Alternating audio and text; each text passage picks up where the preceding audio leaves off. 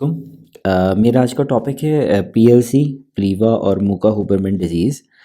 तो बेसिकली हम इसके अंदर अपना सीक्वेंस ये रखेंगे कि पहले हम देखते हैं कि ये डिसऑर्डर्स किस टाइप के डिसऑर्डर्स हैं, दूसरा इनके अंदर कॉमनैलिटी क्या है, और तीसरा देखेंगे इनके अंदर डिफरेंसेस क्या हैं, और फिर इनका प्रोग्नोसिस किस तरह से, और फाइनली ट्रीटमेंट क्या है। और फिर एंड में जो है ना, मैं फिर आपको बताता हूँ कि इसमें से पेपर में किस तरह के एमसीक्यूज़ मैंने जो देखे हैं अभी तक, वो किस तरह के एमसीक्यूज़ पूछे जाते हैं। तो सबसे पहले ये है कि जो पीएलसी, प्लीवा, मूका हुबरमैन, ये सारे जो पिट्रियासिस लाइकेनोइडीज़ के नाम से डिसऑर्डर्स हैं, ये सारे पैरासोराइसिस टाइप के डिसऑर्डर्स हैं। इन सारों के अंदर लिम्फोसाइटिक इन्फिल्ट्रेट होता है डर्मिस के अंदर। ये इस किस्म के डिसऑर्डर्स हैं। दूसरी चीज़, ये सारे इस तरह से प्रेजेंट करते हैं कि ये रिकरेंट क्रॉप्स के तौर पे आते हैं और फिर खुद ही ठीक हो जाते हैं। इनका कोई भी कॉज आइडेंटिफाई नहीं है। कहा यह जाता है कि इम्यून कॉम्प्लेक्स मीडिएटेड रिएक्शंस हैं। हाउएवर हमें ट्रिगर्स पता हैं कि किससे ये हो सकते हैं।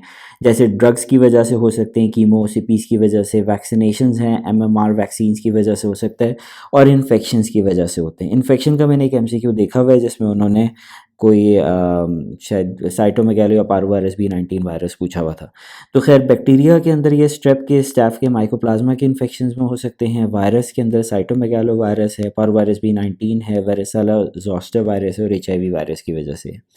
फिर तीसरी चीज़, ये जितने भी तीनों बीमारियों के लीजन्स हैं, ये ठीक कब होते हैं? ये ऑन एन एवरेज 1.5 साल में ठीक हो जाते हैं। जो प्लीवा थोड़ा लंबा खिंचता है, प्लीवा बच्चों के अंदर होता है, ये थोड़ा लंबा खिंचता है, तकरीबन 20 महीने। लेकिन जो पीएलसी के लीजन्स हैं, ये जल्दी ठीक हो जाते हैं। अच्छा, इसके बाद इसकी प्रेजेंटेशन देखते हैं। तो सबसे पहले हम पीएलसी की प्रेजेंटेशन देखते हैं। पीएलसी के अंदर अगर हम देखें तो हमें नज़र आ रहा है कि इसके अंदर जो है ना, पैप्यूल्स हैं, ये नॉन अल्सरेटेड पैप्यूल्स हैं या लाइकोनॉइड से पैप्यूल्स हैं। और उसके अलावा ये बच्चों के मुकाबले में थोड़ी सी ओल्डर पॉपुलेशन के अंदर ज़्यादा होते हैं, क्योंकि प्लीवा बच्चों के अंदर ज़्यादा कॉमन है। साइट पीएलसी और प्लीवा दोनों की एक ही जैसी है। ये ट्रंक पे होते हैं, प्रॉक्सिमल लिम्ब्स पे होते हैं, थोड़ा फ्लेक्सर्स के ऊपर ज़्यादा होते हैं, फेस और स्कैल्प के अंदर नहीं आते लीजन्स। और हम इसकी शक्ल भी यहाँ पे देख रहे हैं कि हमें इसकी शक्ल भी नज़र आ रही है ना यहाँ पे, कि ये लाइकेनोइड पैप्यूल से नज़र आ रहे हैं। उसके ऊपर थोड़ा छोटा सा स्केल भी होता है, ठीक है। क्योंकि इस तरह के छोटे से लाइकेनोइड पैप्यूल्स की तरह सी वैसे एलपी रख लिया जाता है। इसके अंदर गटेड सोराइसिस रखा जाता है, सेकेंडरी सिफिलिस रखा जाता है। अच्छा, एक चीज़ जो इसके अंदर इंपॉर्टेंट है वो ये है कि उसके ऊपर ना एक स्केल होता है, माइका लाइक स्केल। माइका ये धात है, ये जो मिनरल है ना, ये बना हुआ है, ये माइका है। देखिए इसके अंदर आपको नज़र आ रहा है कि छोटी छोटी सी शीट्स हैं। तो इसके ऊपर जो स्केल्स हैं वो माइका लाइक स्केल्स होते हैं। ये आपको नज़र आ रहा है एक्चुअल, इसके ऊपर माइका लाइक स्केल है। ये उतारेंगे अगर हम, तो इसके अंदर से ना नीचे ब्राउन सी सरफेस निकलेगी, कोई ब्लीडिंग पॉइंट्स नज़र नहीं आएंगे। इन कंट्रास्ट, अगर हम गटेड सोराइसिस के ऊपर से स्केल उतारेंगे तो हमें नीचे ब्लीडिंग पॉइंट्स नज़र आते हैं, जो ऑस्पिट साइन कहलाता है। इसके ऊपर से नहीं नज़र आएंगे। तीसरी चीज़ ये होती है कि इसके अंदर पोस्ट इन्फ्लेमेटरी हाइपोपिगमेंटेशन होती है, जिस तरह ये आपको इस बच्चे के अंदर नज़र आ रहा है कि ठीक हो रहे हैं, और नीचे जो है हाइपोपिगमेंटेशन नज़र आ रही है। फिर हम आते हैं प्लीवा के अंदर। प्लीवा बच्चों के अंदर ज़्यादा आता है। दूसरा जो है प्लीवा के अंदर ये होता है कि ना सिर्फ लीजन्स आ रहे होते हैं, बल्कि कॉन्स्टिट्यूशन सिम्टम्स भी, क्योंकि इसी स्पेक्ट्रम के अंदर ही आगे बढ़ गई बीमारी थोड़ी। इसके अंदर फीवर है, आर्थ्रैल्जिया है, मायल्जिया है। स्टार्ट होता है पैप्यूल के तौर पे, फिर वेजिकुलेशन हो जाती है, और फाइनली हेमरेजिक क्रस्ट बन जाता है इसके ऊपर, ठीक। ये एसिम्प्टोमेटिक भी हो सकते हैं। इसके अंदर बर्निंग सेंसेशन भी हो सकती है। इसके अंदर हम जो इसकी वो है डिस्ट्रीब्यूशन, वो वैसे ही है जैसे हमने पीएलसी की देखी थी कि ट्रंक और प्रॉक्सिमल लिम्स के ऊपर रेफ्लेक्स इसको फेवर करता है। फेस और स्कैल्प इसमें भी स्पेयर्ड होते हैं। अब इसकी शक्ल आपको नज़र आ रही है। इसके डिफरेंशियल्स अगर हम देखें तो हम बताएंगे वेरेसेला जैसा है ये। दूसरा इसका बड़ा डिफरेंशियल है लिम्फोमेटॉइड पैपुलोसिस। लिम्फोमेटॉइड पैपुलोसिस इंपॉर्टेंट है, अभी हम हिस्टो में इसको मजीद देखेंगे क्योंकि इससे रिलेटेड क्वेश्चन आते हैं। इसका एज ए डिफरेंशियल पेपर में क्वेश्चन आता है। उसके बाद ये है कि फिर हम आते हैं इसकी सबसे सीरियस फॉर्म के अंदर, जिसको कहलाते हैं मूका हुबरमैन डिजीज़। और इसके अंदर हम देखें तो इसके अंदर ये बहुत एक्सटेंसिव किस्म की इन्वॉल्वमेंट है बॉडी के अंदर, और इसके हमें हेमरेजिक क्रस्टेड लीजन्स नज़र आ रहे हैं। इसके अंदर अच्छे खासे कुछ एरोडेड लीजन्स नज़र आ रहे हैं, पैपिलोवेसिकुलर लीजन्स नज़र आ रहे हैं। ये इसकी सबसे सिवियर फॉर्म है और ये फेटल होती है, ठीक है। इसके अंदर फीवर है, नेक्रोटिक लीजन सबसे ज़्यादा होते हैं, कॉन्स्टिट्यूशन सिम्टम्स सबसे ज़्यादा होते हैं, और उसके बाद लिम्फेडेनोपैथी भी होती है, यहाँ पे जो अभी तक हमने नहीं देखी थी पीछे, ठीक। लेकिन लिम्फेडेनोपैथी इसके लिए स्पेसिफिक नहीं है। अभी हमने पढ़ा है कि बहुत सारे ट्रिगर्स हैं इन्फेक्शंस जिसके साथ ये हो सकता है। तो ईएसआर बढ़ा होना, सीआरपी बढ़ा होना और लिम्फेडेनोपैथी होना एज सच डिफ्रेंशिएट करना मुश्किल होगा इसकी बेसिस पे कि कौन सी टाइप है इनमें से, ठीक है। लेकिन इसके अंदर पर्टिकुलरली मेंशन थी इस अपनी डिजीज़ के साथ ही, तो वो मैंने यहाँ पे मेंशन कर दी। दूसरी चीज़ ये कि अगर हम इसकी शक्ल देखें तो हमें नज़र आएगा ये हेमरेजिक वेरिसेला जैसा है। अगर बड़े बड़े अल्सरेशंस बच जाएंगे तो पायोडर्मा गैंग्रेनोसम भी इसके डिफरेंशियल्स में रख लिया जाता है। फिर हम आते हैं हिस्टोलॉजी के अंदर। हिस्टोलॉजी इसकी इंतहाई इंपॉर्टेंट है। इस क्वेश्चन हिस्टोलॉजी से रिलेटेड भी आते हैं, दूसरा इसके हिस्टोलॉजी के डिफरेंशियल से रिलेटेड भी आते हैं। एक चीज़ इनके अंदर कॉमन है वो ये है कि सबके अंदर ही तकरीबन इंटरफेस डर्मेटाइटिस मिलता है और आरबीसी एक्स्ट्रावाइजेशन मिलता है। अब इंटरफेस डर्मेटाइटिस बहुत ज़्यादा मिलेगा आपको जब हम यानी पीएलसी से प्लीवा से मुका हुबरमैन के स्पेक्ट्रम पे जैसे नीचे से आगे जाते जाएंगे वैसे वैसे आपको ये ज़्यादा मिलता जाएगा।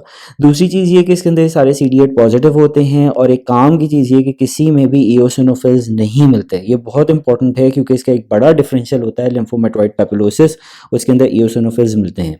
तीसरी बात ये कि अगर हम इसका DIF करेंगे तो इसके अंदर हमें IgM-C3 फाइब्रिन पेरिवास्कुलर मिलेगा, ठीक है। इस किस्म का फीचर हमें लिम्फोमेटॉइड पैपुलोसिस के अंदर नहीं मिलेगा। यह मैंने इसी याद दहानी के लिए एक छोटी सी बात लिखी थी कि ये भी CD8 पॉजिटिव हैं, और आपके पास जो लाइकेंस्ट्राइटिस है ना वो भी CD8 पॉजिटिव होता है। अब अगर हम इसके इंडिविजुअल लीजन्स देख लें, ये अलग अलग देख लें हिस्टोलॉजी का डिफरेंस, तो पीएलसी के अंदर आपको इंटरस्टिशियल और पेरिवास्कुलर लिम्फोसिटिक इन्फिल्ट्रेट मिलेगा। सारों में ही लिम्फोसिटिक इन्फिल्ट्रेट है क्योंकि ये डिसऑर्डर्स ही लिम्फोसिटिक इन्फिल्ट्रेट्स के। प्लीवा के अंदर आपको वेज शेप इन्फिल्ट्रेट मिलेगा, और इससे भी आगे चले जाए मुका हुबरमैन तो इसके अंदर तो फाइब्रोनेट नेक्रोसिस मिल जाती है वेजल वॉल की। यानी इंटरस्टिशियल पेरिवास्कुलर इन्फिल्ट्रेट से स्टार्ट हुए, फिर वेज शेप मिल जाएगा, और फाइनली आपको फाइब्रोनेट नेक्रोसिस मिल जाएगी। फिर हम आते हैं इसके ट्रीटमेंट पे। ट्रीटमेंट के अंदर जो है वो पीएलसी जो इस स्पेक्ट्रम पे थोड़ी हल्की बीमारी है, इसके अंदर टॉपिकल कॉर्टिकोस्टेरॉइड्स देते हैं, टेक्टोलैमस देते हैं, फोटोथेरेपी देते हैं। ओरल कॉर्टिकोस्टेरॉइड्स नहीं मेंशन रूट्स के अंदर के वो दिए जाते हैं इसमें, बाकी जो है ना मीथोट्रेक्सेट, साइक्लोस्पोरिन, डैप्सोन है जो दिए जाते हैं। इसी से मिलता जुलता ट्रीटमेंट प्लीवा का है। प्लीवा जो स्पेक्ट्रम पे थोड़ी सी एडवांस डिजीज़ है, उसके बाद हम ट्रीटमेंट स्टार्ट करते हैं ओरल एंटीबायोटिक्स से, उसमें ओरल कॉर्टिकोस्टेरॉइड्स भी दिए जाते हैं, और फोटोथेरेपी इसके अंदर भी दी जाती है। मीथोट्रेक्सेट, साइक्लोस्पोरिन, डैप्सोन है। अच्छा, अगर आप रूट्स के अंदर टेबल देखेंगे तो उसमें बच्चों बड़ों का अलग अलग ट्रीटमेंट है, वो एक दफ़ा रिवाइज कर लीजिएगा, लेकिन एज ए जनरल इन दोनों के अंदर ओवरऑल यही वाले ट्रीटमेंट्स हैं। आई होप इससे आप लोगों ने कुछ ना कुछ सीखा होगा। और जो क्वेश्चंस इससे रिलेटेड मैंने देखे हैं, तो एक तो ये आता है पेपर में क्वेश्चन कि आपको ना सिनेरियो दिया हुआ होता है इसके अंदर, यानी MCQ के अंदर जो मैंने देखे सिनेरियो दिया हुआ होता है और वो पूछा होता है कि बताएं डायग्नोसिस क्या है। दूसरा इसके अंदर आता है कि वो पूछते हैं कि ट्रिगर्स दिए होते हैं, बताएं इनमें से कौन सा ट्रिगर हो सकता है इसके अंदर। तीसरी चीज़ वो माइका लाइक स्केल बता के आपसे PLC पूछना चाह रहे होते हैं। चौथी चीज़ उसके अंदर वो एक जगह एक MCQ में पिक्चर दी हुई थी बुक के अंदर कहीं, और पोस्ट इन्फ्लेमेटरी हाइपोपिगमेंटेशन थी, और वो PLC पूछना चाह रहे थे।